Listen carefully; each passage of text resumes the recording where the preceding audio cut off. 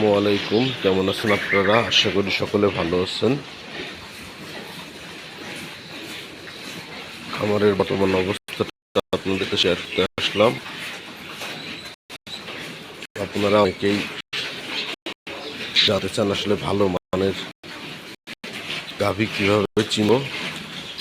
তো আমার কাছে যেটা মনে হয় সেটা হচ্ছে, আপনারা যারা নতুন উদ্যোক্তা আছেন তারা আসলে গাভী ক্রয় না করে আপনারা ভালো মানের বকনা বাছুর ক্রয় করতে পারেন।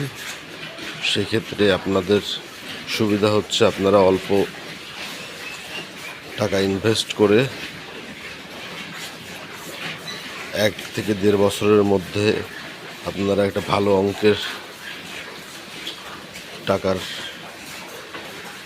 সঞ্চয় করতে পারেন। আমার কাছে যেটা মনে হয় যে আসলে একটা গাভী আপনি 2-2.5 লক্ষ 3 লক্ষ টাকা দিয়ে ক্রয় করবেন, কিন্তু আসলে একটা খামার থেকে আসলে ভালো গাভী কেউ বিক্রি করে না। তো সেই ক্ষেত্রে আসলে ভালো গাভী পাওয়াটা একটু দুরূহ।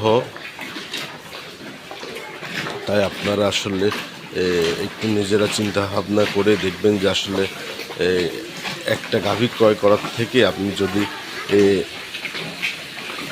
3 লক্ষ টাকা দিয়ে একটা গাভী ক্রয় করবেন, এটা না করে আপনি এই 1 লক্ষ টাকা করে 2টা বকনা বাছুর ক্রয় করতে পারেন। সেই ক্ষেত্রে সুবিধা হচ্ছে, আপনি যদি সেই বকনাটাকে যদি কনসেপ্ট করাইতে পারেন, ইনশাল্লাহ আপনি 1 থেকে 1.5 বছরের মধ্যে সেই বকনা বাছুরটি আসলে আপনার সেই ভালো মানের গাভীতে পরিণত হবে। সেহেতু আপনি এটা 2টা ভালো মানের গাভীর মালিক হইতে পারবেন। তো আসলে আপনারা সকলে একটু এই ব্যাপারগুলো অবশ্যই খেয়াল করে রাখবেন।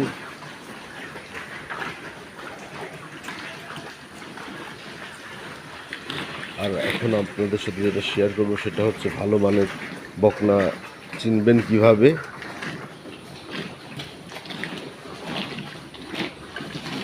ভালো মানের বকনা চেনার অনেকগুলো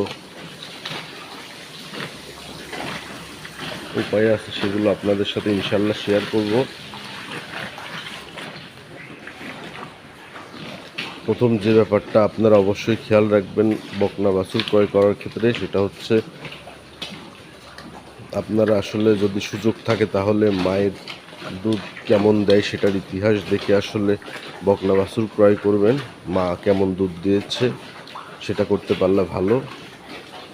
আর একটা ব্যাপার সেটা হচ্ছে, বকনা বাছুরগুলোকে জন্মের পরে কী পরিমাণ দুধ খাওয়ানো হয়েছে সেটা একটা খুব গুরুত্বপূর্ণ ব্যাপার। কারণ যদি আসলে তার বকনা বাছুরটির যদি আসলে বেশ ভালো না থাকে, তাহলে আসলে আপনি ভালো মানের গাভী তৈরি করতে পারবেন না। চলুন আমরা এখন একটা ভালো মানের বকনা বাছুর কীভাবে চিনবেন সেটা নিয়ে একটু আলোচনা করে আসি। এটাকে যদি আসলে আমরা একটা ভালো মানের বকনা বাছুর হিসেবে যদি ধারণা করি, সেটা হচ্ছে কিছু কিছু উপায় আছে। যেমন এটার আসলে চামড়াটা খুবই চিকন হবে, চামড়াটা চিকন হবে এবং 2 পায়ের মাঝখানের স্পেসটা অনেক বড় থাকবে। ঘাটটা একটু খাটো হবে তুলনামূলক, মাথাটার সাইজ তুলনামূলক ছোট হবে। আসলে আমরা ছোটোবেলার থেকে এগুলো দেখতে দেখতে আসলে বড় হয়েছে, এই কারণে আসলে আমরা মোটামুটি বুঝতে পারি যে আসলে কোনটা ভবিষ্যতে দুধের জন্য ভালো হবে। এটার আমাদের একটা মোটামুটি অভিজ্ঞতা হয়ে গেছে।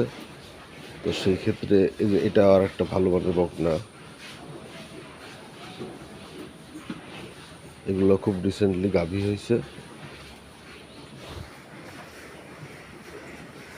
আমার কাছে যেটা মনে হয়, আসলে বকনা থেকে আসলে গাভী নিজেরা তৈরি করে নিতে পারলে সব থেকে ভালো। আপনারা সর্বদা চেষ্টা করবেন আসলে ভালো মানের বকনা দিয়ে খামার শুরু করা, তাহলে আপনি দেখবেন যে আসলে কোনোভাবে ক্ষতিগ্রস্ত হবেন না, ইনশাল্লাহ লাভের মুখ দেখবেন। আর যেটুকু প্রয়োজন সেটুকু আসলে ঘাস, খামারের যতটুকু প্রয়োজন 2 বেলা ঘাসের জন্য যতটুকু জায়গা জমিতে ঘাস করা প্রয়োজন ঘাস করে নেবেন, তাহলে দেখবেন যে আসলে আপনি কোনোভাবেই ক্ষতিগ্রস্ত হবেন না। দানা খাবারের উপরে আসলে দানা খাবার দিয়ে আসলে খামার রক্ষা করাটা খুব কঠিন।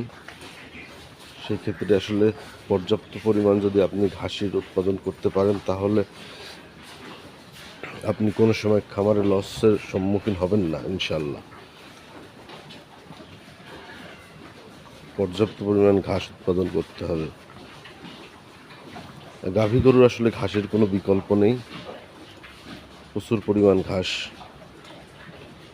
থাকতে হবে।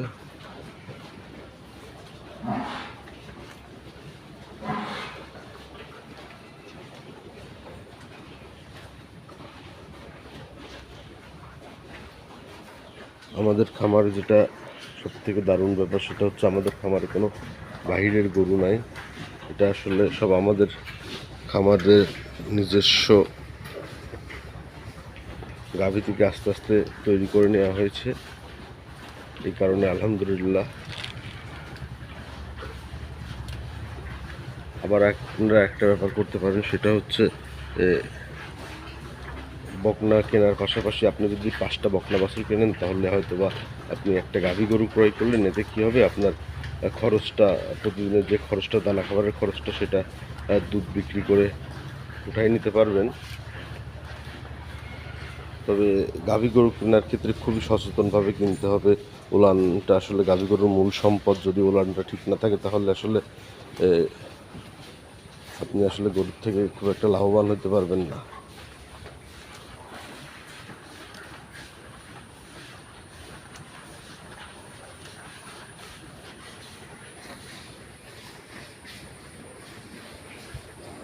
খুবই ভালো মানের একটা বকনা বাছুর।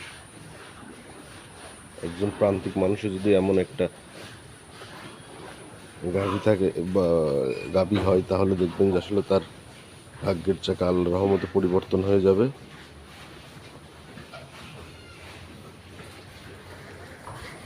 এটা একটা খুবই ভালো মানের বকনা বাছুর। এটা একটা, এগুলো আসলে খুবই, এদের ফিউচার অনেক ব্রাইট। এটা খুবই ভালো মানের গাভী তৈরি হবে, আল্লাহ যদি সব কিছু সুস্থ সবল রাখে।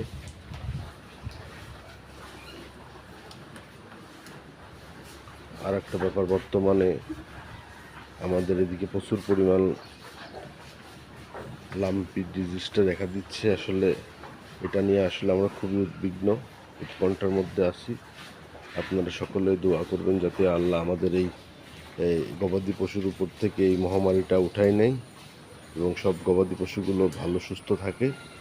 আপনারা সকলে ভালো থাকবেন, সুস্থ থাকবেন, আমাদের চ্যানেলটির সাথে থাকবেন, আমাদের জন্য দোয়া করবেন। আসসালামু আলাইকুম।